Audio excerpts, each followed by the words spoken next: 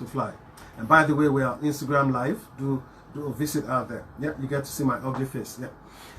Now I'm thinking what song we can do. Maybe we'll do it in line of the battle that we're looking at. Maybe. Yeah, Anita Baker, Shadi Adu. But let me pick his brain.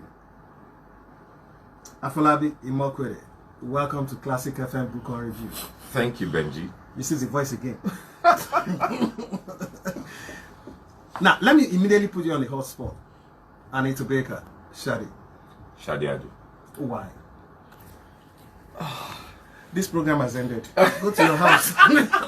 No. It's tough. It's tough. But as I was driving and I was listening to the program and warming up for this contest, I started asking myself, Bros, so which one? Bros, I know you're Which from Asolok, but this is my own Asolok. I know. I've entered this show. So Go to your house. It's okay. No It's more okay. It's okay. It's Off okay. the mic, Benji. Off the mic. Off the mic. It's okay. Just off the mic. Sadike. Benji off the mic. You from Ibadan? She's actually from Ibadan. So okay, I can do both actually. So but let's just. Yeah, I can the do program both. has started. My name is Benji. Thank you for joining us. And of course, just like you said, we'll start with the song of Shadi Adu, and this is the Swedish Travel. Welcome. You know what was in my mind? I've been winch before, but I've resigned. Are you serious? Welcome to the award-winning Classic FM Book on Review.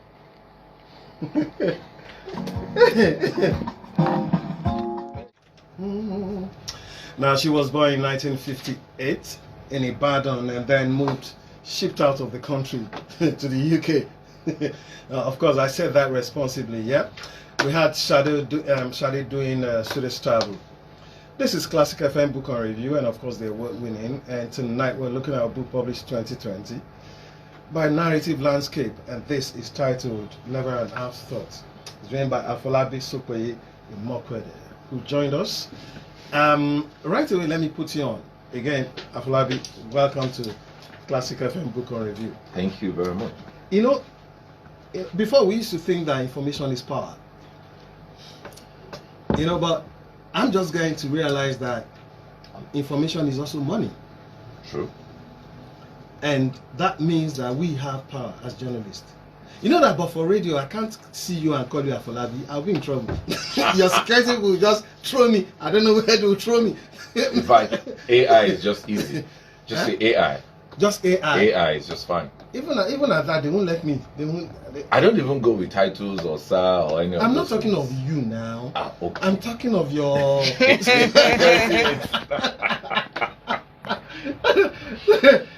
Who is this? My friend? Anyway, that's what radio does. Okay, so it's a huge pleasure to have you. Thank you, Benji. And by the way, we also had Vice President Oshibaju in this studio. Oh wow! Yeah, three wow, times. Awesome. Yeah, awesome. Wow, three that's times. good. You know, we've been dragging Buhari, but I think the rope is not thick enough. Maybe with you around, we'll see what we can do with our president. Okay. Anyway, kudos on your book. Thank you. Congratulations, well written. I'll tell you some funny things about the book. Excellent. That I like, that I don't like. Okay, you good. know. But great book, great book. Thank you. And I say congratulations to that. Thank you so very much for joining us. It's an honor to have you in the studios. Thank you. You're going to read for us. Okay. And what page would that be? So, what's the page for you? For my page, Yeah. this is 65. That's it. Yeah. And that's chapter 4. That's chapter 4. And that's where I talked about But I charting love my this. path Can we exchange dangerously. these books? There's always the auto signature. Did I sign your book? You didn't answer. Oh, I then think the I'm one that gonna you sign. signed. No, I'll You sign already your- signed no, that one. No.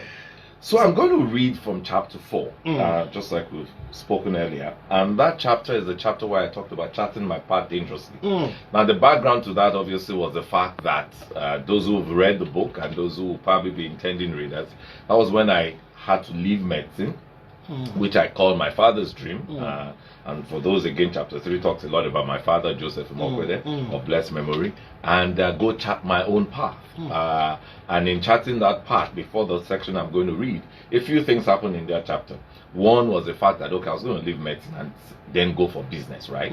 And then along the line, earlier in that chapter, my uncle or big cousin of blessed memory now, Wale Foro, I just passed on a few weeks ago, and I may so rest in I used to peace. know one of the kids where we grew up together in Kenya. You know the family house is just behind the Abiadu.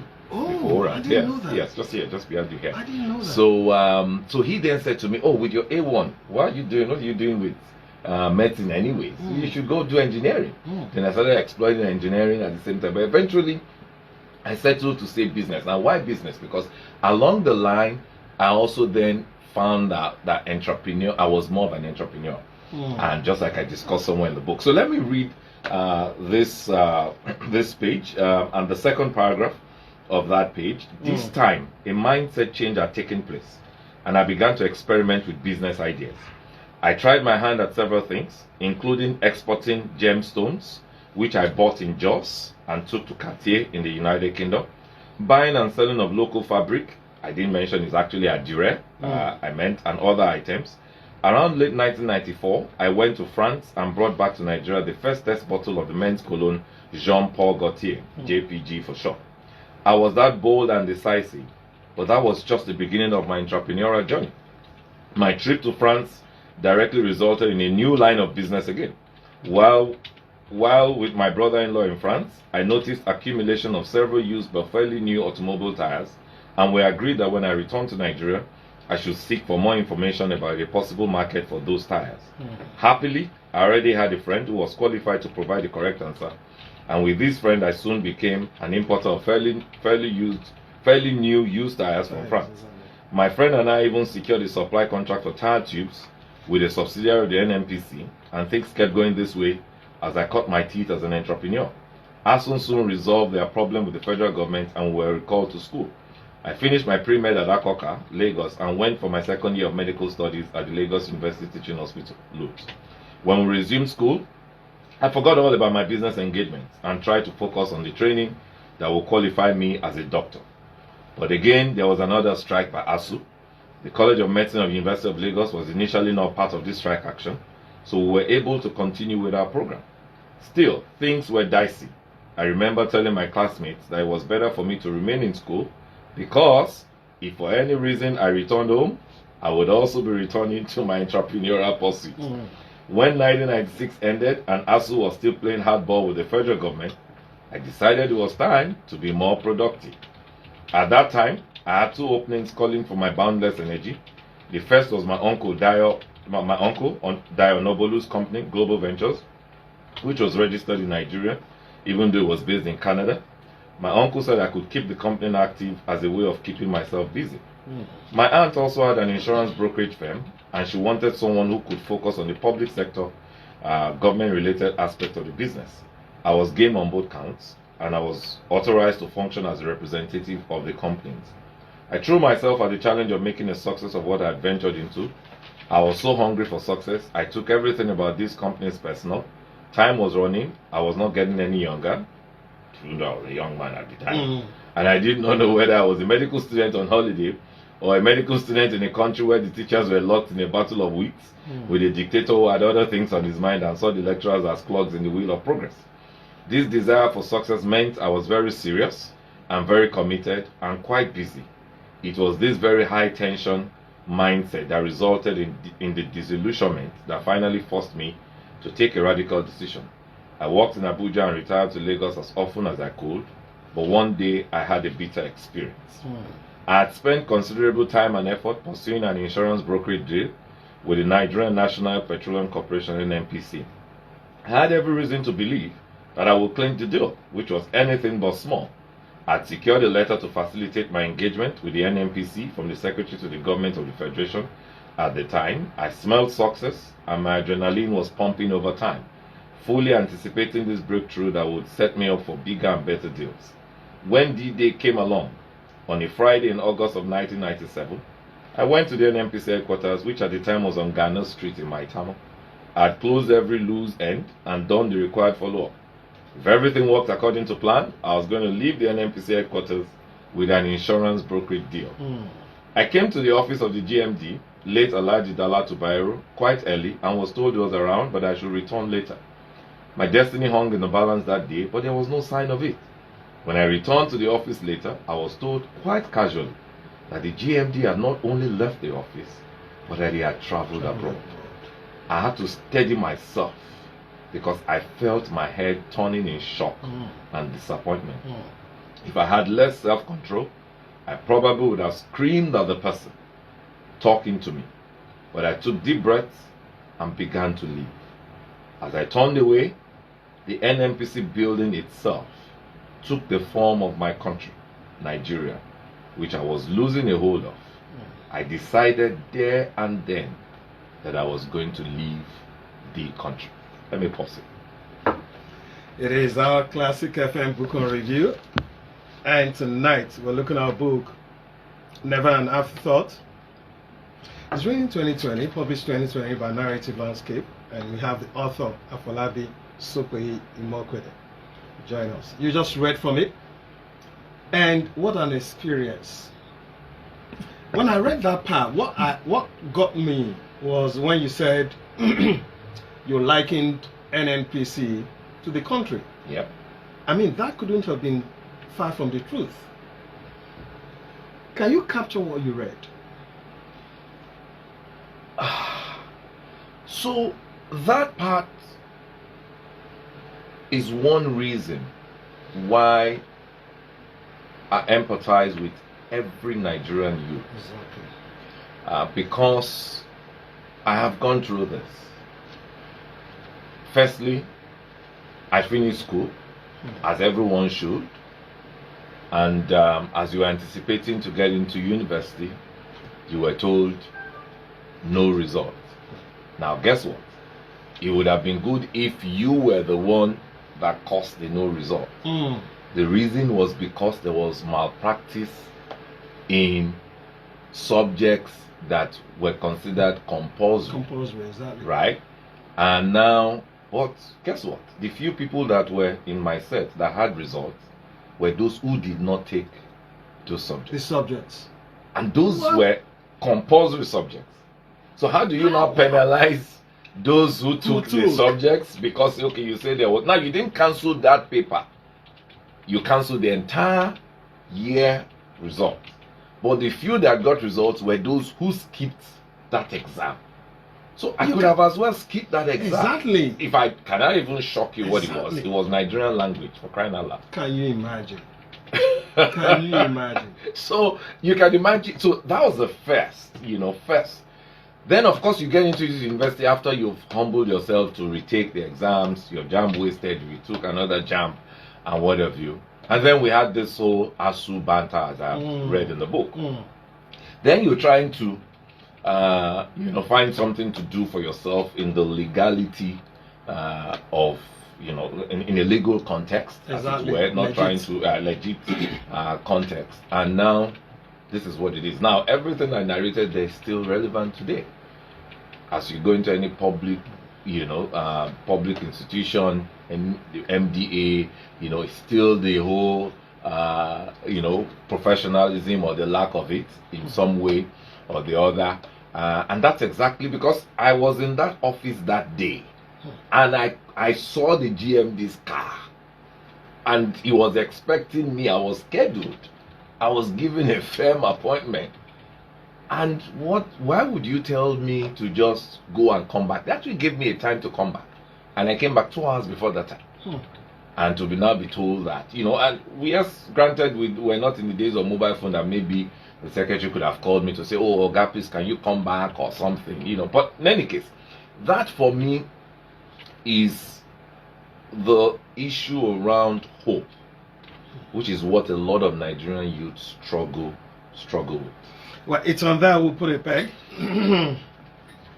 Let's take a song because you read for quite a long, for quite longer time. Yeah. And I'm thinking, for right now, there's nothing to think about Ishadi. Yeah. Ishadi. Oh, why you could go Anita Baker? I said I'll do both. No, but then the first song was from Anita Baker now. Oh, okay. So you want to do Shade? So okay. let's do Shade for this. Okay. And this is Paradise. It is our classic FM book on review tonight. We're looking at a book titled Never an Afterthought. It's in by Afolabi, Sokwe.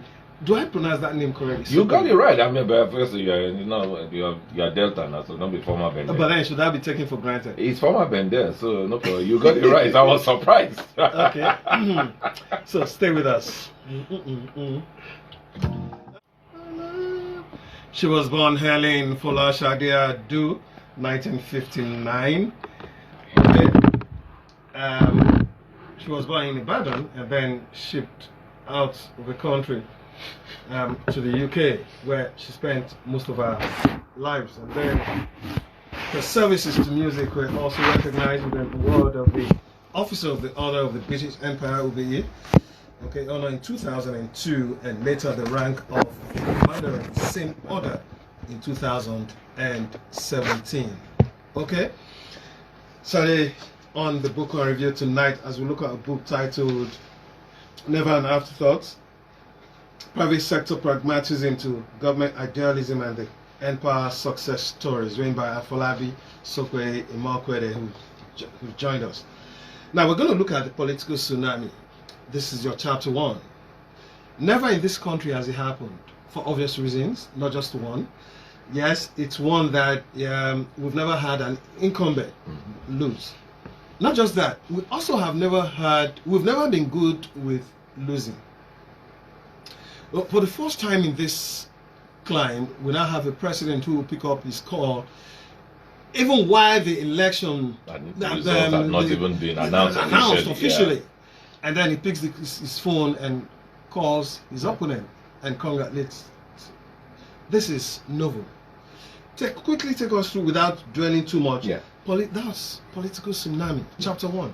Take us through that. So yes, I call it a tsunami for what you said. It's never happened in this country, where an incumbent is defeated in a general election. Exactly. But like you also rightly said, you must balance the fact that he also considered victory and he was magnanimous in victory. Exactly. So that's also something. Exactly. The president clearly holds the former President Jonathan in very high esteem for that one singular act of stabilizing peace in the country. But the whole point I was trying to pass across there was also to lay context for the work that we then came to do in government. So a few things. One was to say that it was around the mantra of change, and this was also the first election that I also saw a reawakening of what I knew in the Second Republic, when there were party manifestos. So this election was really, there was a manifesto, and the APC at the time, first and foremost, we talked about how the APC came together, and so that's also to perhaps give a template of how we really can, our parties can be strengthened. There's always a conversation around the third force. Now the reality is that a third force cannot be in splinters. So if there's ever going to be a strong third force movement in Nigeria, then you've got to follow from the template of what the APC did, coming together. So it was important to showcase that. And then in your book, they ran on the trajectory of ICE. Yes. Insecurity, corruption, and the economy. And that's also the simplicity of message and how it resonates with the electorate. The electorate. It's exactly. always very important. Always very important. And obviously, all of that is also what has laid the what helped in building the context for the work that we've done and the work that still continues to happen. You will notice there's no time President Buhari is talking. He's always going back to ICE, because it just tells you the simplicity of that message. Now, can I come in here? Yes. Let's move from there on to chapter 2. Yes. But I'll start by asking, I'm a 6-year-old. Can you tell me the meaning of empire? What is empire? So empire is an acronym that really was 6 years old. 6 years old. Acronym now. Empire is to give power to you. That's the way you don't give me blow. Empower. So that's really what it is. Empower. So to give power, to to develop you in a way where you become powerful. So since the 6-year-old capacity to give about 6-year-old not going to understand capacity. Oh, no, is it me that said it? So I've grown from okay, 6. so now you have grown. So basically, that's what empire is actually, empowerment. But again, because our audience were the youths, and if there's anything we know about today's youth, they are trendy. We had to make it trendy. We had to, empower. So an N, incidentally, was also synonymous with our name, Nigeria. One thing that we don't have a lot of in this part of the world is, maybe I'll throw that in later. Okay. Don't worry, I'll throw that in later. Okay. That with this foundation that you've laid, yes, quickly take us through chapter 2. That's human capital, and the power of government to effect phenomenal change. Well, so I think for me, what is key is, and especially for us in Nigeria, where our population is a youthful population. 65% of our population, whether it's 200 million, 180 million, whatever number, it's a huge number. It's over 100 million. They're in a youthful population. So clearly, and you then know that. So what does it mean? We have abundance of human resources, right? But if you don't dam, the same way you have to dam water, if you don't build those resources, if you don't harness those resources, they cannot become capital. They cannot. They cannot become capital. So the challenge for us is everything starting from our educational system. Educational system to educational system to job creation, to entrepreneurship, to empowerment. All of these things are what makes you turn your resources into capital. And the whole point I was trying to do there was one to build a context of, now for me, my own background as a human capital strategist, and then more importantly as well, reference what other countries have done. So we are not an island. There's no island. There's no country. Especially now, the COVID has shown us that the world is truly a global village. So the whole point, therefore, and as your father used to say, that if you do exactly what a successful man has done, you would get the same result that a successful man has gotten, or man or woman, since my Madame Bagus is here. So what does it mean? Therefore, India has done it, and that's what I try to do with chapter 2, cite case studies. India has done it, China has done it, and we see the result. We see how India has been able to move a significant number, close to 500 million people out of poverty. So that's the whole point I try to do with chapter 2, to show us, therefore, and that's the context that we brought into the planning much later, when I then started talking about empire. Listening to you talk, you almost would have, you actually carry me on your wings, but I refused. Oh God! So you are probably telling to me that I should go and start a new job. No, but there's somewhere I'm going. Before now, when we were younger, we used to hear something 2020, something 2010, something 2030. I know that. Millennium goals, vision, whatever. Yeah. Now, the point I'm making is, where is the role of pedigree in ensuring that these things, because we're here today, we're celebrating you and your book, but I'll tell you something. Why, before both of us were born, there had been people who had been engaged to do these things that you have done, and you have done effortlessly. Where is the place of pedigree in all of this? And by extension, there was a time I was reading out something about Shadi. It got to that part when I said OBE, order of the. You looked at me one kind, because your father also had. Yes. So where is the place of pedigree? How come it's you? So let me try to answer that in two ways. There is a place for pedigree. And that's why it's often said that if you put a round peg in a round hole, it fits properly. And so that's really pedigree. And I use the book as well to show how, why was it Afolabi appointed? It wasn't just a mistake. I didn't fall from the sky. I wasn't the most handsome young man or whatever. It's because also there's a relational capacity to pedigree. That's one.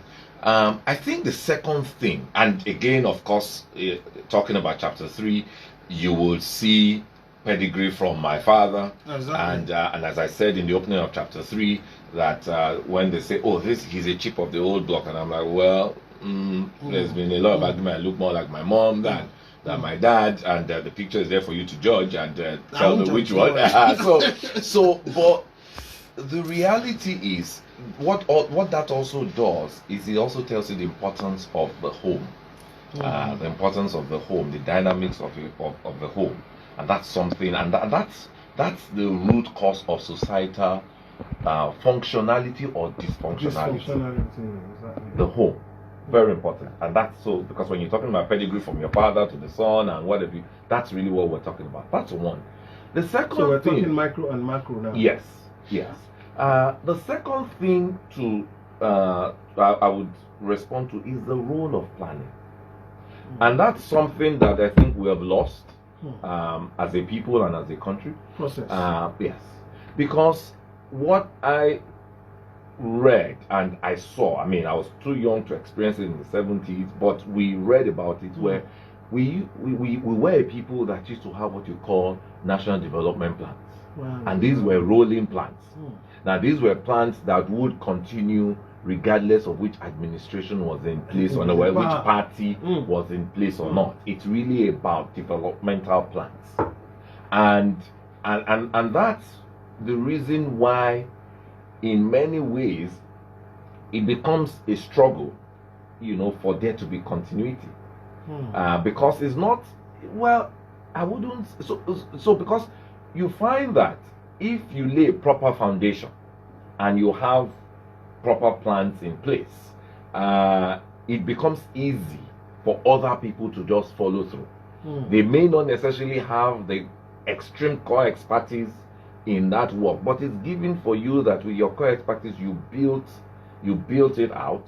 You excavated, you dug deep to have a deep foundation, you built it out, and you laid out a proper plan. And that's what also this book is also about. I mean, in terms of government, whether you're in public sector, whether you are in any private sector, non-governmental agency, whichever way, you can actually pick it up and see a template of how things can be done. But can I also come in here? Yes. I love what you've done, by painting and laying foundation. Where is the role of integrity in this?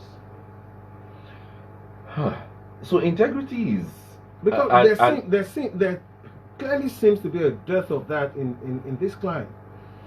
Well, so integrity is very important, and that you're actually taking me to chapter 11, but we won't jump. We'll keep going in the train. Because in chapter 11, I discussed what is my own personal motto, which is the peer, for which in the peer, it's integrity.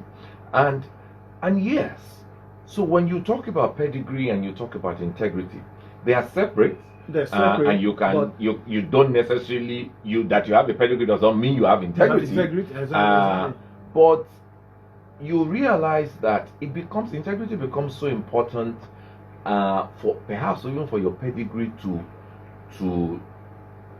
resonate, to shine, to blossom, and even to carry through.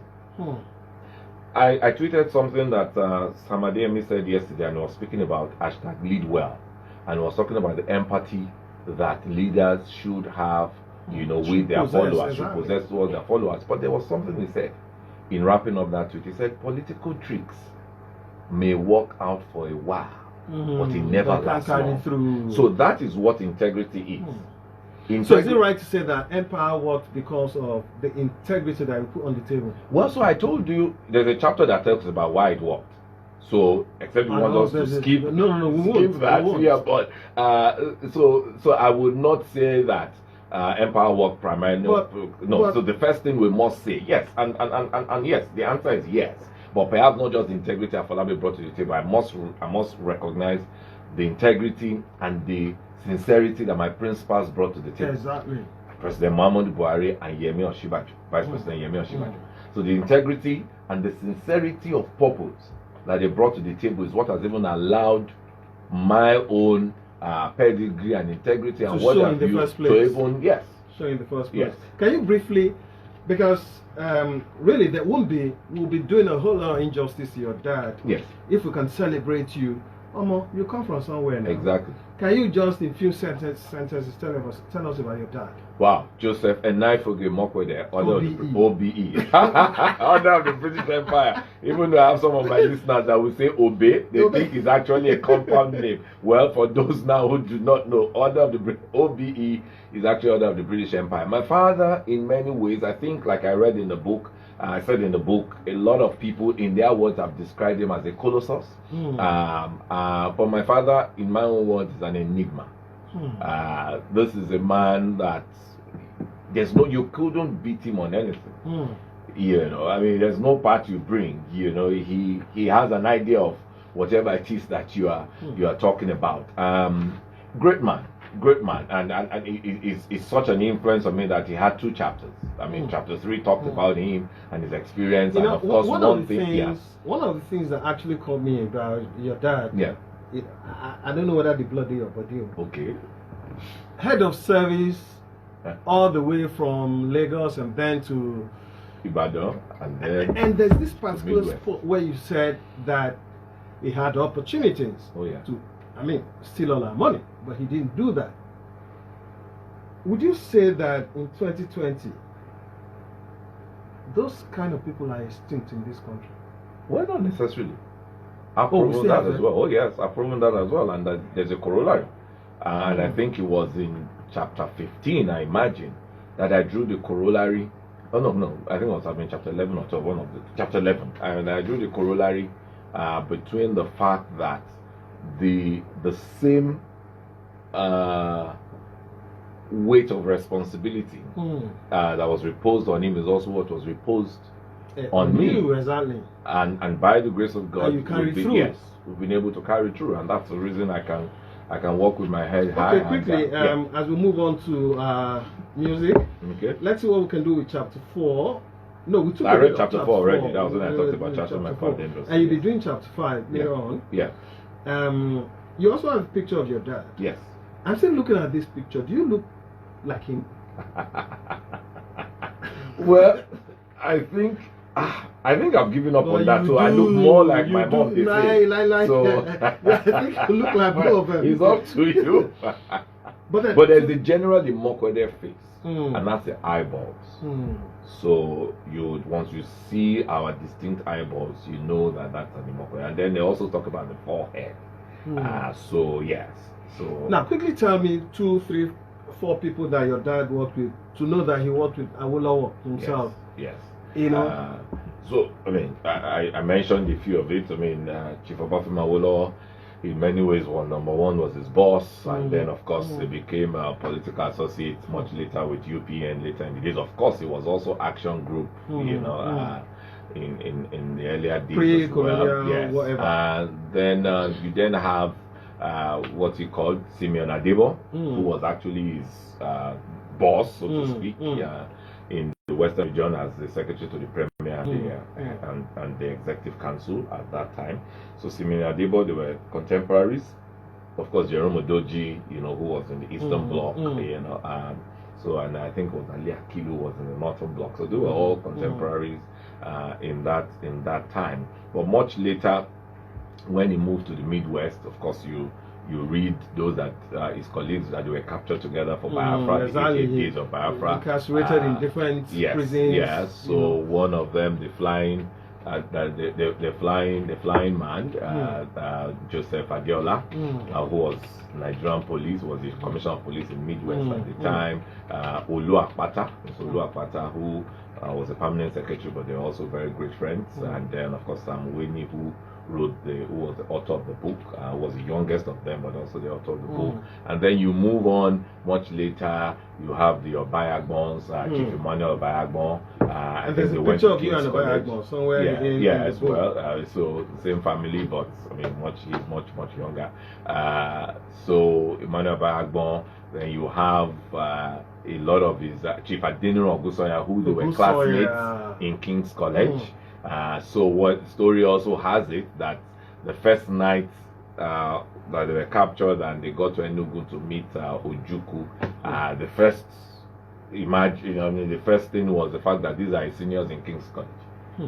So at least my father, he recognized my father as a senior in King's College, and so I hear there were a lot of banters, and there was no rough handling because the whole camaraderie for King's College boys. So much later as well, Chief Oye in Benin. So there are quite a few. You also know he served. The special advisor was special advisor to Chief Ambrose Ali, who was the executive governor then of Benji.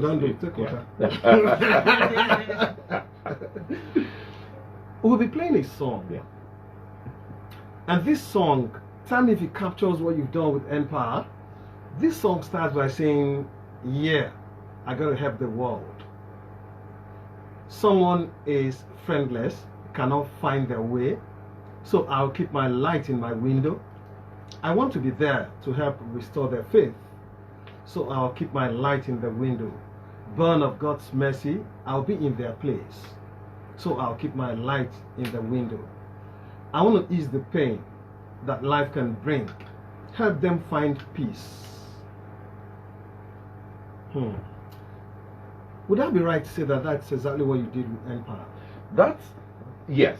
The wordings of that song captures that, but more importantly as well, it's also what I want Nigerian youths to also that's a latch on. Yes, that's what I want them to That's latch the on. hope. Yes, Exactly. that's the hope I want them to latch on. That's the word, hope. That's the hope I want them to latch on to.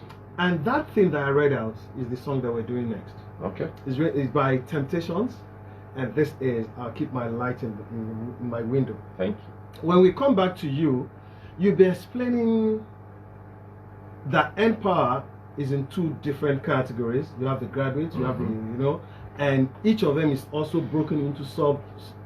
Will let us know more about that. This is Temptations, and it is I Keep My Light in My Window. It is our classic FM book on review, and tonight we're looking at a book, Never an Afterthought. It's written by Afolabi Imoukhuede, who's joined us.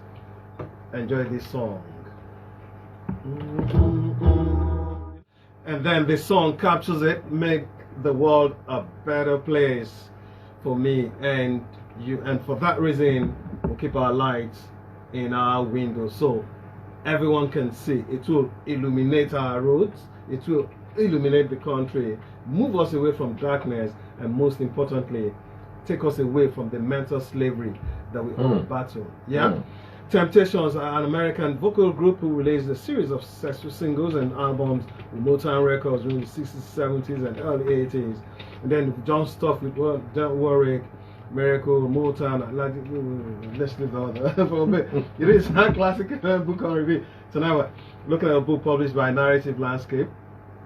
Soon we'll be digging straight into it, and then we'll put the author on hot spot.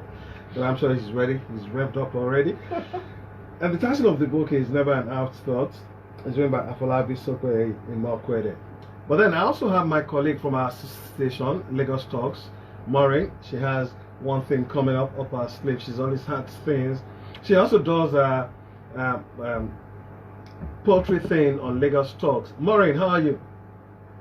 I'm very well, Benji. And you? You should. I'm doing well. I'm cool and crisp, man. I mean, like I always say, I can always do better with some few dollars in my pocket. You get? How nice. That, but then I'm on the $100 bill now, my Benjamin Franklin. Exactly. So when you talk to me with dollars. You get? Is that the reason why you're downcast? Don't worry. Okay, remove the dollars. Smile now. Hello, Maureen. Yes, Benji, I'm here. Thank God you're here. Now, quickly tell me about your event that's coming up. Okay, so the event is in Wilma. Wilma, yeah. Wilma itself as WHWEL. Wilma is everyone's journey. What we are all dealing with as humans right now in the world. And the event is going to be talking about 4 major issues that affect us currently. Police brutality, race, gender inequality, and love in COVID. Now, this event marks the beginning of something very huge that I'll be unveiling much later in the year. But it is a stepping stone to give us an awakening a complete mindset. With Roma, I want to remind us that we're humans first before anything else. And as human beings, we always remember that. I feel like the world would be a much better place. So with Roma, I'm bringing together, let's say, curation of different forms of art to lend the voice to these issues so that viewers can have fun at the same time understand the importance and how all these issues affect us.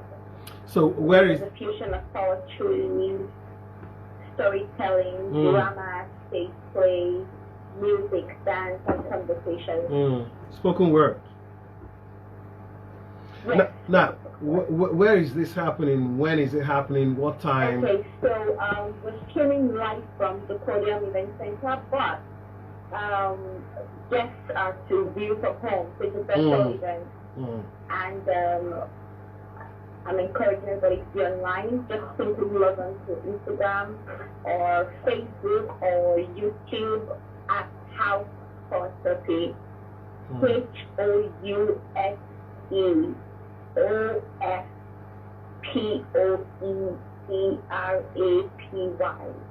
at House of Philosophy on any of the platforms, Instagram, Facebook, or YouTube. Join the live, and that's it. You're part of the show. No links, no fees. It's free for everyone. Exactly. Doing things digitally. That's the new normal anyway. Post-COVID. Oh, well, we have to accept that. Yeah. So, Maureen Alas, I want to say thank you to you. Thank you and wish you well. Wish you the very best on behalf of Book on Review. Thank you so very much, Maureen. Okay? Thank you so much, Benji, Thank for having you. me. God bless you. Yeah? Thank you. Again, we're back onto the Classic FM Book on Review tonight. Never an afterthought. Now, Empower, Afolabi, broken into two categories. What are these categories and what are the subcategories under each? Okay, thank you. So Empower, like I said earlier, was to empower, and I mean you can empower everybody, but again the focus was for the youth. And so with the youth, the first thing you need to realize was, what were we dealing with? We're dealing with issues around employability, issues around the fact that the unemployment, and you know, we have also explained why unemployment, particularly where our population is way much larger than, you know, our economic growth. You know, our population growth is way much larger than economic growth. But more importantly, what we're looking to do was to create a platform, a remedial platform of sorts, that can in some way help a lot of our young people to learn, to work, and to also gain entrepreneurship opportunities. So with that, we therefore decided to break it into two. One, to deal with the graduates who basically were all saying that, oh, we've been graduates but we don't have jobs. So now there's the challenge, first and foremost, the current issue around, okay, we designed actually as an employability enhancement program, and with that, what we also wanted to do was for government to put its investment in areas of greatest need. So you find that we had Teach, which is for them to be teaching assistants in our public primary schools and even to some junior secondary schools in some states. We also had them in the health facilities in our primary health centers in each of the local governments. Now, when you look at those two alone, those are areas of greatest need as a people. So our education, health, and so you also see what's happening with their realities from the COVID issues. Then the third was agric. Again, because that was a primary focus of Mr. President, you know, that we should grow what we eat and eat what we grow. So now, if there's one area of weakness in every of our agric reforms, it was about what you call extension services in the agricultural line. So that's what we did with 500,000 that came in over two batches. First batch 200,000, second batch 300,000. I know now that there's also the application is ongoing now for batch C as well. So, but that's what the program was about, and it was a program that again we also designed to raise what I like to call digital literates. You know, a lot of a young army of digital literates, because what we did was to give them a tablet. And in that tablet, what we did was to democratize their learning onto that tablet, because they were not only learning the material that they needed to function in their subject matter, whether you were teach, health, or agri, but they were also opened up to the world of opportunities in entrepreneurship, in personal development, in digital skills, digital academy, name it. It was almost like an encyclopedia in a tablet. The world of knowledge that we had partnerships, like I mentioned in chapter 11, collaborations with Microsoft, Google, and they all supplied a lot of their content. So that's what. So the whole purpose, therefore, is that as you continue to learn, you have an opportunity to apply that learning at work, because they were all assigned to places of primary assignment across the 774 local governments. Now, what you've done with that is to create. I mean, we unfortunately have gone to a point where I'm building a house. I'd rather have foreigners come in as artisans. Now, how do we explain that as a country, skilled manpower, we are so deficient in it? In line with our national character, what should the national character be? How did we find ourselves here? How? Well, it's neglect. You know, because what you've done with Empower is to bring back, to give capacity to skill. You know, and I love what you did, broke them into two, the graduate, the non-graduate. So there is an avalanche now. There is a pool of skilled people that you can tap from. So the reality is neglect. The answer to your question is neglect. You know, the story of Nigeria is such a painful story, in the sense that everything that we complain about today that is not working, you just need to look back 30 years, 40 years ago. They all worked well. They all worked well. Yes. They all worked well. And you know what I've always told people? Let me ask you. Yes. In 2020, yes, we have more foreign and local certificates than we had like 3-4 decades back. You know, our certificates were global. You understand what I'm saying? Indians will come to Ibadan to learn, to do medicine. In 2020, it seems that the more certificates we have, the less of productivity. What is happening? So you see, using your book as a template. Yes. So you see, the first issue is this: neglect. Now, once you neglect, you must face the bitter reality of your neglect. So, so if we come to the issue, whether it's the skills, because the non-graduate, what we did, we just called it non-graduate just so that it's actually skills for industry. But I could tell you that over 65%. What you did with that is to replicate, or rather take over what the Polytechnic should have done.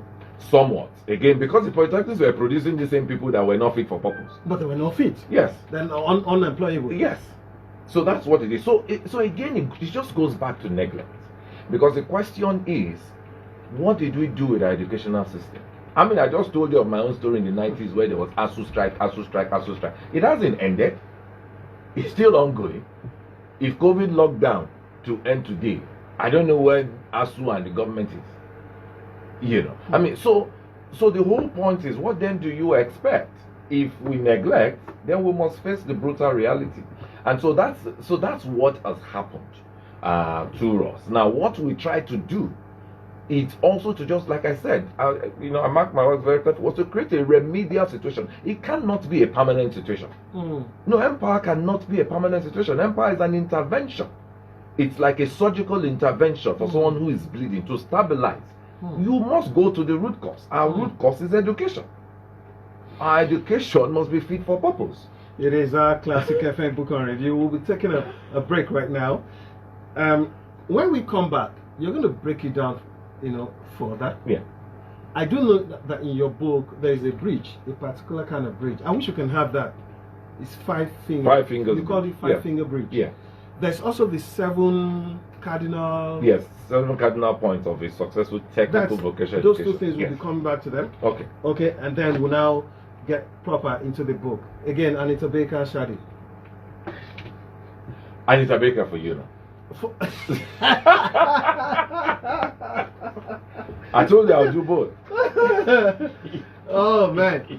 Okay, Anita Baker, body and soul. No one in the world good enough. I apologize. Giving you the best I got. That's a very good one. Yep. Giving you the best I got. Have we done Sweet Love? Woo! Let's do Sweet Love. Okay.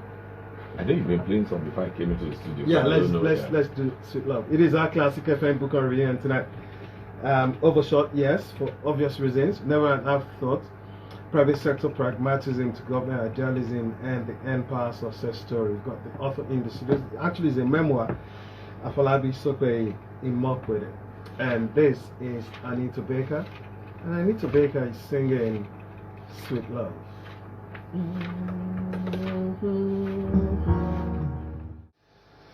We just crossed the 10 o'clock hour. In terms of fashion, in terms of music, stands tall. Anita Baker, 1958, fashion icon, you know, name it. She's got it going on for her. And then less of no drama, no scandal of sort, you know. So Anita Baker, I'm not selling my Anita Baker to you. But the truth of the matter, I don't even know where I'll fall. We haven't chosen, we haven't said you're on this side, you're on that. No, nobody knows. I might end up being Shadi, but I'll resign that day. It is our classic Heaven Book of Review, and tonight we're looking at a book published by Narrative Landscape, and it's titled Never an Afterthought 2020. Afolabi Imoukhuede that joined us. We said when we come back, we'll be looking at the kind of bridge that you used in the book to achieve this. Yeah. 5-finger bridge, you call it. I can't remember what page. Chapter 10, is. breaking Chapter it down. 10. Yes. And then you also talked about the 7 cardinal. Can you take us through this? So the one theme, the one thread that runs through the entire book and the success of what we've done is collaboration. Collaboration. As a country, we don't even have a choice but to collaborate, and I think the president has done a good example of being that big brother that works with all governors, regardless of your political party and things like that. So because as a federation, we must strengthen the collaboration that exists between the federal, state, and local government. That's key. And I espouse that in chapter 15 as my closing thought. But again, this particular 5-finger bridge is something I've been sharing. If you go way back 2011, in fact, it's still on a live YouTube that I have with channels. It's something I've been sharing for a long time. And that's because my foray into technical vocation now as a micro aspect of my work in human capital was from a first-hand experience. We went to site, the same thing you were saying, we couldn't find artisans. Well, we brought artisans, were mostly Togolese and Benin. That's changing now gradually, where you're at least finding good with all the training we're doing, and a lot more people are doing across country. You're finding that that's improving now. But what I found there was, these 5 fingers, the longest finger is the industry. You would almost want to think it should be government, but no, it's the industry, because the biggest challenge we have with employability or entrepreneurship is the fact that the town must meet the gown. So you find that in the gown, we are still using obsolete equipment, obsolete technology, obsolete even the mindset. So when you now come out, I mean, how do you train someone in mechanical engineering, you know, that, and then it comes out, everything he wants to work with is robotics. You know, I mean, so the company will be like, what am I'm going to have to start training you all over again. So you find, therefore, that the industry is the chief driver, because they are the chief users.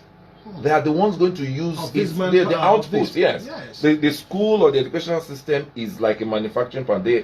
When the trainers or the students go through, it's a process. That's the input. The output, which is the graduates, is going to be used by the industry. So the industry is the longest finger, and they must determine how. So then the next big collaborator is government, because government will regulate policies, we set standards. Then, of course, right next to that, you see that I use the thumb for instructors. I use what you call your ring finger for training providers, and the pinky finger I call the trainees. So those are the 5 that must come together. The trainees, number 1, must know why they are there and that they really have a passion and desire to learn whatever it is you are learning. And this 5 fingers bridge is not necessarily restricted to TVET only, which is technical vocation, which is where you train skills. It's the same thing also even in our main academic world. The output should determine how we process the input to be able to meet the output. Now, what I then did with the 7 cardinals, which I think was discussed in chapter 9, was to then show, if you now say you want to go ahead to implement a cutting-edge technical vocational education system, and you could use it for any educational system anyway, there are certain things that are critical. One is your curriculum. Which is, like we were saying earlier, you are running an obsolete curriculum in some cases, so you must upgrade your curriculum, and you therefore see again the role of industry, because the industry has an output that they want to work with. It means therefore that you, who is therefore designing the input, must ensure that you are using the curriculum that will give the output that the industry wants. So curriculum becomes important. Equipment and tools are important. Trainers, assessors, and moderators, verifiers, whichever way, trainers. And then assessment. How do you assess? There's a lot of conversation going on even from primary school. I mean, in Japan now, I hear they have even killed this thing about exams, because they don't want you to be retaining. They don't want you to be memorizing. They want you to understand. So this whole issue about exams, if the exams, the assessment module now, it's a different thing. Yes, it's a different thing. So assessment, how do you assess? What we found in the technical space, for example, is that you are assessing technical people almost the same way you are assessing an academic, someone who's in the academic field. In the technical field, you have to assess based on competence. Exactly. And how do you assess competence if the person is not doing the work? The person must practicalize. Which also brings to mind theory and practice. Exactly. So the person, but how do you even do practice in some of our technical colleges when they don't even have a workshop? They don't have the equipment. Or they don't even have equipment. Exactly. So you see, that's so assessment becomes critical. Funding. We can spend the whole night talking about funding. Exactly. Funding becomes very critical. Private sector participation. And that's the reason I use that, is because it's also given, especially from our history being a British colony, and the fact that we have always seen education as a welfare system, as a social welfare sector. Okay, so with that, we tend to say it has to be government. But we're soon finding out that you must have active private sector participation, working collaboratively with government, just like I espoused in the 5 fingers bridge. And the last but not the least is the role of IT, is the role of data. This is technology now. Yes, technology. And so when you look at all of these, were all the things. So this model I'm sharing predates my days in government. It predates so if it predates my days in government, obviously it predates empire. Now, one of the things that you wrote somewhere in your book, you talked about there's a way I put it, skill acquisition entities feeding the industries. Yes. In your book, somewhere, I can't remember what page that is, you said that these entities were sited near industries. Yeah. So it's easy to feed them into. We don't have that in this country. So it all goes back to structuring. It all goes back to planning. So in other words, there's structural defects. Yes. So I shared a story, for example, from my personal story of how I was nursing engineering, right? And if you must be engineering, coming from Nigeria, at least you should be petroleum engineering, right? Yeah. And so I went, it was just an idea. And so when I got to America, since I was starting afresh, I felt, okay, hey, let me try. But then I soon realized there's no way I could be talking about petroleum engineering if I'm based in New Jersey, New York, because America has designed the structure around the core competencies or the competitive advantages of their regions. So if I were to do petroleum engineering, then I should probably be in Texas or Louisiana or regions around that area. So the moment I realized that, I said, okay, so there comes the could- end that's of my exactly. petroleum engineering. It was not even an idea, it was just a dream. You know, it was just one of those wild dreams. Now, let me ask, how can we as a people use your book as a template to better this society? So there are many ways. The first thing first is I hope that a lot of young people get the book. I hope that they invest that 5,000 naira if you need to save over a period. And I do know that a few of my friends are also assisting some younger people as well to get the book. But I hope that a lot of young people would get the book. And for me, in getting the book, because there are a lot of life lessons, personal. Now, this has nothing to do with government. Yeah. This has nothing to do whether I'm in government or out of government. These are just life principles that that has worked for successful men before me and is working for me. I'm reading a book now by Colin Powell. It says it worked for me. Colin Powell, that's Yes, the general. yes. He says it worked for me. General. Yes. So I could have tried. In fact, I could, if I had read the book before, then maybe I would have titled my peer the chapter on chapter 11 that my lady Bagus wanted me to discuss, and maybe there's still time to read that chapter. I could have titled it "Worked for Me." So for that reason, please let's take away attention from government. You know, government is the most recent part of my trajectory.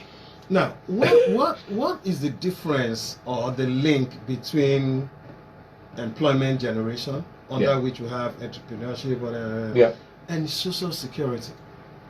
So social security is this one. So the word in itself speaks for itself, and now so we're still miles away from social security, but we started by saying social investment. And what it just means is it is a system every responsible government must put in place for the vulnerable amongst them. The Bible that I read as a Christian says the poor will never depart from amongst you. You would always have the poor amongst you. God left it also with us that no 5 fingers, all are not equal. So for that reason, there would always be some that are poor. You can argue why they are poor. That's a completely different thing. But there will always be, and so any responsible government in any clime must make provision for such people. Yeah. And so that's what it is. I mean, some would. The truth is, if you don't make provision for them, they'll destabilize whatever good initiative that you have. So now let me also ask you, one major area we struggle is what I've written down as generational corporate wealth sustenance. Sure. The likes of Guinness. You watch football. Which team? Arsenal. Blue. No, Arsenal for now. Okay. See, I'm in blue. And my best color is blue. You need so glasses. This is not blue. Okay, no other. This is red. Okay, I don't hear, no problem. Now, all of these teams are over 100 years. Yep. People have been managing them. Is it possible we use your book to correct this? Why on earth in 2020 our businesses do not transcend the people that start them? And it's even worse because we, the kids, have more certificates than our parents who started these companies. And yet we can't carry it over. We can't carry on with it. Is it possible to use your book to Yes, to very, change very this possible. narrative? Very, very possible. And so if you look at, again, those principles in chapter 11 about peer, passion, integrity, empathy, reliability, and resilience. And resilience, exactly. If there's anything you need as a businessman, resilience is key. So once you have those values, and once you look out for those values in your team, yes, you can build second, third, fourth generational companies. In other words, it's achievable. It's very achievable. Because what it just means is you just keep improving the vision. The BRS said it in his forward. When he talked about Afolabi sends this book into the future. Exactly. Even when we're no longer there, yes. He said so. If you also recall the examples he gave, the housing program in UK, the free education of Paolo. I mean, these have transcended generations, but you keep improving. You keep improving on it. Exactly. You know, so yes. And that's where self-development comes in. So it's very you keep possible. developing. Now, oftentimes we hear that government has no business in business. True. But then your book has a fantastic answer to this via what you've done. Now, can you share with our listener this answer And please align your answers to your KPIs, your key, performance performance, So I think the first thing, like I just said, when industry leads, it also tells you why government has no business in business. Government When should industry leads. when industry leads.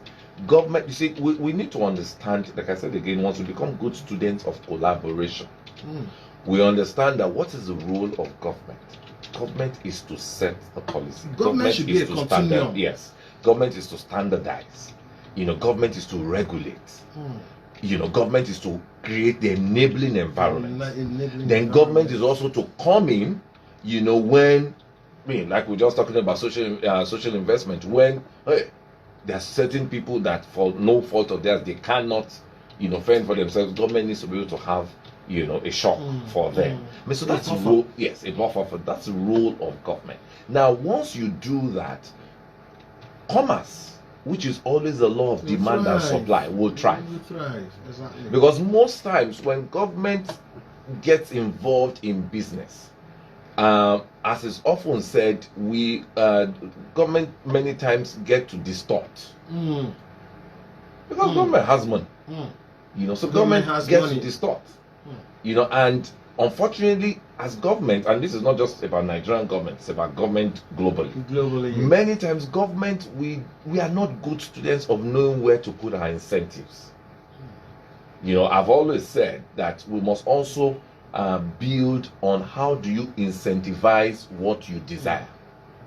And most times government are not always very good, at playing around with their incentives, because government is not for profit. So you find that that's the reason why government has no business being in government. Business. However, there's always also the school of thought of capitalism versus socialism. Then the whole issue about government, government, government this, government that.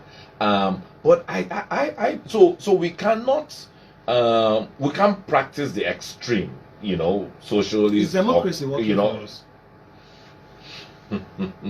Well, so democracy works, and I think democracy is yes, because compared to our history, I think the answer will be yes. Do you think? However, I believe that we can modify the democracy that we practice. Suit us. Yes. Now, everything that we do, like in public relations, we say that PR is deliberate. If we are deliberate about the success and to build on earn power, can I take it for granted that it will achieve for us what the Indias, the Chinas, the intervention programs have achieved for them? I love the word deliberate. If you are deliberate about it, the president has laid a charge that he will not see to the end because of the tenure of his administration. Exactly. When he starts June 12 last year, when he commenced his second term officially, he said, "My goal is that in 10 years we will take 100 million Nigerians out of poverty." Of course, he knows he won't be there. So what he's invariably saying, I want to lay a foundation that sees 100 million Nigerians out of poverty in 10 years. So if you were to divide linear, it means 10 million per year.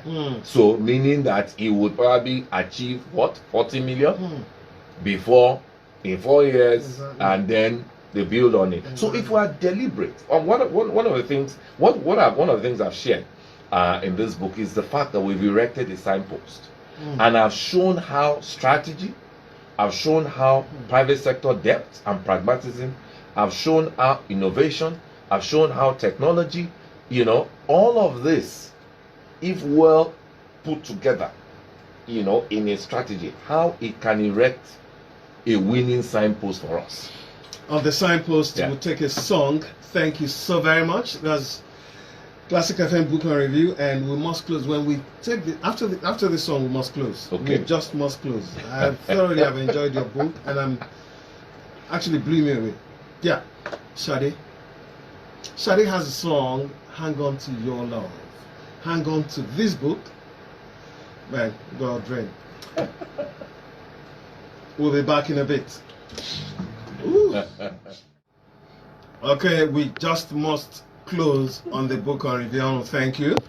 But quickly, we can't close without asking, you know.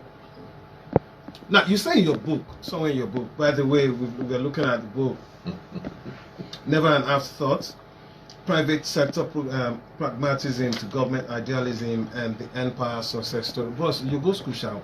Yeah. The way you put this in English. I try. You My Baba came Afolabi somewhere in Imoukhuede. Now, quickly, you say in your book, we'll probably take maybe one or two, so we can leave the show today. You say in your book, people should not waste their time in schooling for mere sake of it. Education must. I didn't finish that, but you know, can you take me? Education must lead to an end. Must lead to an end. Yeah. What does that mean? And that's my own personal story. I could have continued in medicine, so I didn't drop out of medicine because I was failing. Because you were absolutely failing. not. And yet you didn't want to continue. Yes, and I remember you just do not want to carry the certificate as medical. Exactly. At the end of the day. So a square peg in a round. So what would have happened is just like a lot of graduates, they will finish and give it to their parents and say, "This is for you. Now let me go and start." Do my thing. And I remember my late uncle at the time, Uncle Shay, he said to me, "Hey, but why would you leave medicine? I have a lot of my good friends. NLE Kukobiara, Eko Hospital. I don't know if you know that's what Eko Hospital means. From the three friends, doctors. They are all great doctors and they are businessmen." And I said, well, if it took them X plus of their lives to realize that, okay, yes, after medicine I can still do business. Well, mine is just 2+ now in medicine. So now that I've realized, let me leave and go do what I really want to do, what I've discovered for me to do. So that's what I meant there. So don't just go through the motions. Life is too short, like we say. Life is fun. Life is good, like LG would say. For you to just go through the motions. We'll send you an invoice for that. Okay. Well, that's fine. I'll send it back to them. And they're just next door to you anyway. It also goes with what my dad used to say, that whatever is worth doing is worth doing well. We don't seem to hear things like that so anymore. This is the reason why passion eludes us. That's also, see, because when do a lot of things, everyone is based looking on how much for thank God it's Friday, what happens to thank God is Monday? I don't even know the difference between, my colleagues will tell you, and if they are tweeting, they'll probably tweet. They don't even know the difference between Monday and I don't know the difference. On Sunday, when we were designing this program, what Saturday, Sunday, ask Roland. I mean, Saturday, Sunday, I'm in the office. Monday, Tuesday, there's no difference. Okay, you also say in your book, the desire for economic emancipation will never cease because it is akin to other freedoms humans yearn for a natural sentiment. What do you mean? It's Maslow's law. Maslow's law. Maslow's law of needs. Yes. So it's a natural yearning that will never end. And that's why you find that we, as like I was saying earlier, that there's a place for everyone. There's a place for government. In terms of government, I've written it as a manual of sorts. For the young people, there's a lot of life lessons to learn from here. For parents, there's a lot they can also learn from here around this whole bit about what their kids are looking for. What is it that really what makes their kids tick? And I think that for us is what we should really be looking at. The role of guidance counseling as well needs to come back. So that's what it is. I mean, this yearning for economic emancipation, it dates back even to Bible now. I would say you can't serve God and mammon. So economic emancipation, this thing about money and economy. But that that can only work when we include mental emancipation as well. Oh yeah.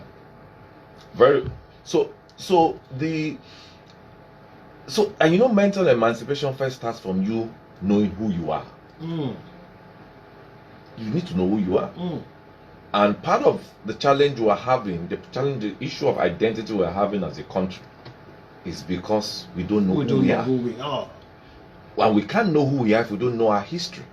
You saw that I couldn't have told my dad's story in chapter 9. It had to be the foundational chapter. Exactly. Yes. Because I know who I am. Because I know who I am from who. He will always say, and every African home says, not your money too, and she remember the child of whom you are. So there's somewhere in your book where you gave a proverb in Yoruba. Yes. You remember? Any shewaju odabi any shen. Yes. And so and I did that to honor I did that to honor two great men that stood in for my dad when my dad transitioned. One, my late uncle, my mom's immediate younger brother, Uncle Shea Olushoga, and the other, my dad's business partner, Eddie Yadwa. Now, of course, we not need to know that I didn't dwell a lot on my mom in the book because my mom was still very much living and alive with me until the fateful Friday, May 1st, when the book had actually even gone into publication. When she passed on, I had to recall it to be able to do the short tribute that I did there. And I'm sure in my future books I'll talk a lot more about her. So, but at that time it was very important because they were like rock of Gibraltar to my mom at that time, you know. So because it's not all, I mean, even when you are alive, your partners have they swerve you. How much more when you are now, when you are gone? I mean, so that's why I say Nishiwaju that be Nishen, meaning that. Okay, we'll be ending on this. You said poverty is not divine. Yes. Hello, talk to me. It's not. It's man-made. Oh yeah. Poverty is man-made. There was a word you used when you talked about deliberate. I found a few parking garages near you. If we are deliberate about what we have done, that this can be a manual, this can be a plan to take us to our El Dorado. Yes. Yes, yes, and yes. And we've showcased, you see, because the biggest challenge for government is always around the quick wins and the long-term developmental impact. Now, what we've shown bore results in 2.5 years. They are just early results. They're early. I mean, you know that I celebrated Benedict in this book, and also it was celebrated. So many many of them. Yeah, and that's just within 2.5 years. Now, those are early successes that again we need to nurture. So when you say to me that, oh, they've come into empire and so they have this success and that's it. No, that's the problem. That's part of our problem. We must nurture these early successes. Our goal must be that these 1-2 small startup companies must become the Guinness of tomorrow. Exactly. So there is a role. There's always evolutionary roles. But can I ask this? Yes. A lot of people are listening to us right now. They probably are hearing Empire. They've seen it on TV. Yeah. They don't know what it means. How can someone get into Empire? I do know that there is volunteer, there's trainee. Quickly, process of getting into. So again, Empower now is our lexicon. It's a current lexicon, but I'm very careful that it does not become a permanent lexicon. That it becomes a permanent lexicon is a failure in itself. So it means that over time we have not taken the lesson on board to correct the structural issues that needs to be reformed for our system to work. So, but suffice to say that may take us some years, and I hope that it will be aligned in the journey of Mr. President's 10 years. I don't imagine that we should be talking empire in the next, beyond another 2, 3, 4, 5 years. Because if we know what we're doing and we're fixing the right things, fixing education, fixing our systems and all these things we've talked about, then yes, the next level. Yes. But however, for now, it's a government empowerment program. That what we established was a technology-driven program to, in order to be able to give equal access, equal opportunity to all, regardless of which country, which tribe, regardless of which political party, regardless of religious inclination, gender, even physical disability. Because we did encourage even those physically challenged to apply. Yes, that appeal in Jos, he actually gave his own particular testimony. So that's what it is. So it's through a program, the Empower.gov application and things like that. Now I know that In order to be able to expand it, in my view, in President's wisdom, a new ministry has been created. Now they oversight the program. Now there's a batch C but somehow program. Somehow you still missed a bit on my question. Okay, what's it? Now I want to get involved with the program. Yes. What do I need to do? So it's always open at certain times. So right now, this is a good time to answer the question that the application process is on now. So we need to go online. Yes, you need to go online and apply. What do I need to? Yes, once you just Google Empower application, the website itself will come up. I mean, because no there's age been limit, so it's always between ages 18 to 35. Okay. You must be between ages 18 to 35 at the day of application. At the time of application, it must be between the ages of 18 to 35. But you must be a Nigerian. You must obviously be a Nigerian. So right after application, there are other processes. There are testing. The testing will also be online. So even before COVID, we had been practicalizing what the world has now become. Digital. Yeah. Anyway. So you have online testing, and then there are selection criteria and all that. So that's how you get. I want to thank you so very much. Thank you. I can't thank you enough. Thanks, Benji. If we do 2-3 hours on this, it's There's worth a lot it. to talk You know. Do you think we can ever? Questions are in my head. Calm down. Do you think we can ever get to the point where performers, what we can do, would drive us as a people rather than the certificates that we carry? Do you think using Empower? It's already happening. And why did I say it's happening? The way we design Empower, we did not place you based on what you studied. What you're carrying, exactly. We placed you based on your choice. So so that's what it is. So, and since you chose this field, apparently you should be able yes, to, and then you build on it, and then you explore. Where can we get your book? So there are many channels, but the first is a dedicated website, a secure website, www.neverandafterthought, just the title of the book, don't misspell it, .com. And so you're able to order the book. There's 5,000 naira for the paperback. You can get it there. On that same site, if you're outside of country, because I know a lot of foreign listeners are listening to me, on that same site, the link to Amazon, it's there, or you could just type the title on Amazon. You also there's also the Kindle version on Amazon as well. And then, of course, someone was talking about downloading whatever. You wanted to address that as well. Okay, in downloading I thought you were the program. The book or something. I don't know. Oh, so it's a Kindle. So the only version now is the Kindle on Amazon. You can't download it anywhere. You don't have the PDF and all that. But there's the Kindle version now. We're also signing on partnerships with reputable booksellers. Roving Heights. We have a partnership now with Roving Heights. So if you go to any of the Roving Heights store, you can buy it in physical in their physical stores or through their own online platform as well. We just also recently signed with Booksellers NG. They also have stores in Ibadan, in Oyo Town, in Abeokuta, in Abuja, and in Lagos. So you can also walk into any of those stores. And as the days and weeks grow, we are signing on more bookstores as well. But again, COVID has shown us that the world is going digital. So I still always encourage every of my reader, because there are a few advantages of buying from our website. One, we're able to capture your email at the very least, and we want to join you in the Readers Club for you to be able to focus. For example, if you're in the Readers Club, you'd have gotten a notice now of this book on review, and you'll get first-hand information. And because for me, the goal of this book, beyond the specific point any reader or any demography in our population can pick for his or herself in the book, for me it's about starting a conversation, and that's why I'm grateful for this night. It's really about starting a conversation I don't want us to go away. A conversation that should be continuous. We spoke about identity now. Do we know ourselves? What's happening to our history?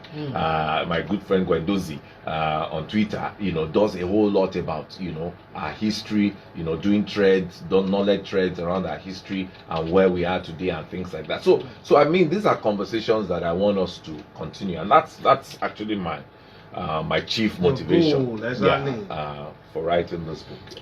Afolabi Imoukhuede, who is Sokwe Imoukhuede Afolabi? So who is he? I'm asking you. Well, so Afolabi Imoukhuede He's a young Nigerian. Mm. Is a young Nigerian that is passionate about his country, that is passionate about his people, especially the young people. Is a young Nigerian that that is married to one wife. You know, is he's a young Nigerian that I think just believes that if you work for me, it can work for you. Exactly. They're just principles, they're life principles, and that's what I've shared. You know, so if you work for me, it sure can work for you. So that's, and yes, I mean, by title, I'm the senior special assistant to the president on job creation, where I do every day. I say this popular phrase of mine to say that service is the rent we pay for a living. So service is a rent we to pay for a living. For living. Yes, and so in my public service now, what I do is really just looking to curate a lot of these great ideas, a lot of these great thoughts, a lot of these great strategies. Are you sure that we've worked, that we've designed? Are you sure that this success that we're celebrating today is not because you're not a politician? So I guess my definition, every human being is a political animal. No, we know that. No. So don't say that I'm not a politician. You may just be wrong. Yeah, you may just be wrong. So I said first and foremost that I have leanings to, in the book I spoke about leanings towards being progressive by birth and by choice. By choice, exactly. So I don't think if you say I'm not a politician, I don't know that you may be correct. But it again depends on what kind of politician you are talking about. So, but then, however, but then let me just say this. The point for me, however, is this: my definition of politics is really extreme level of stakeholder management to the point that you want to create a win-win and not a zero sum. That's really what. And then for it to work, there must be engagement, there must be participation. Yes. I mean, you don't stay aloof and expect to have. You get. And I'm a strong advocate of participatory democracy. Exactly. I'm a strong advocate of participatory governance. Afolabi, I want to thank you. Thank you so very much. Hi, hello, Benji. Can I get the book online? Nice program tonight. Wale Niran from Sydney. Oh wow! So yes, you can on Amazon. And you just need to type your own Amazon, if it's amazon.co.uk, amazon.sydney, whichever one it is. Sydney is actually Asia. It's Australia, yeah. Yeah, Australia. So you know, okay, we did. You know, reach your home, but I try.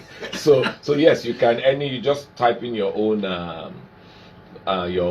shortcut of Amazon dot whatever it is, and you should be able to find it.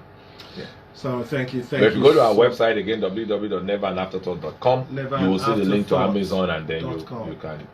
So if you write, I love your book, but there's something. Yeah, you said you didn't like something, so yes, you would do that I wouldn't like. Okay. Now, first and foremost, I expect that this will be done into capsules, or we call capsules as a broadcaster, where you have 5-minute hours, 10-minute hours that can go around maybe as podcasts. You need to do the audio version. Yes, I am working on that. You also, let's see the possibility of having the visual thing. Maybe we do animation, whatever it is, for this, so it can go around. You know, we have done enough with the book. We'll still continue to do that, but we can also augment by having this podcast, audio versions, because there are some people amongst us who are visually impaired. Yeah. You understand? But we also need to think about them. Exactly. Also need to think about them. So that's something that I wouldn't like if it happens. So we need to work on that. Thank you. Okay. In fact, my media team are listening, and thank you.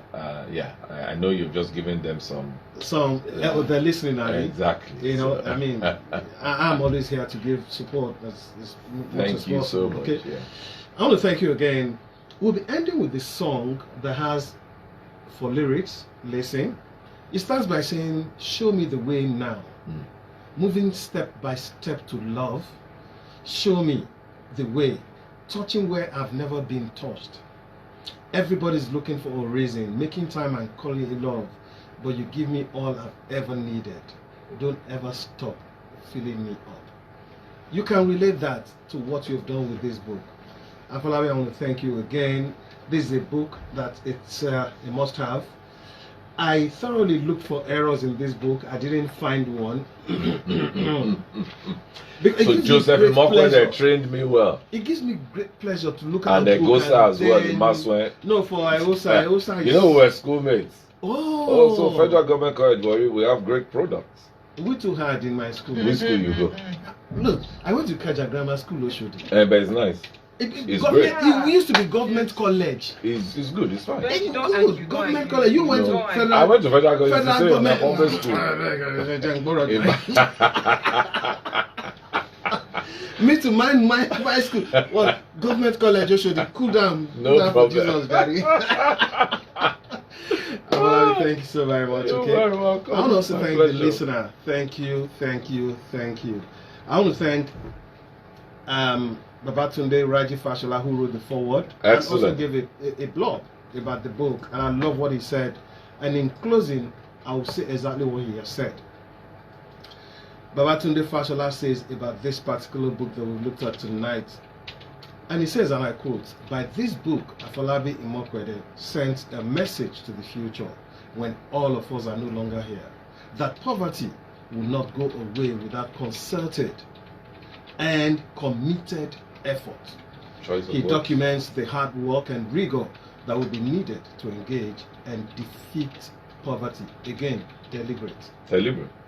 Thank you so very much. Thank you. Ooh, let me thank the publicist, the Bagos.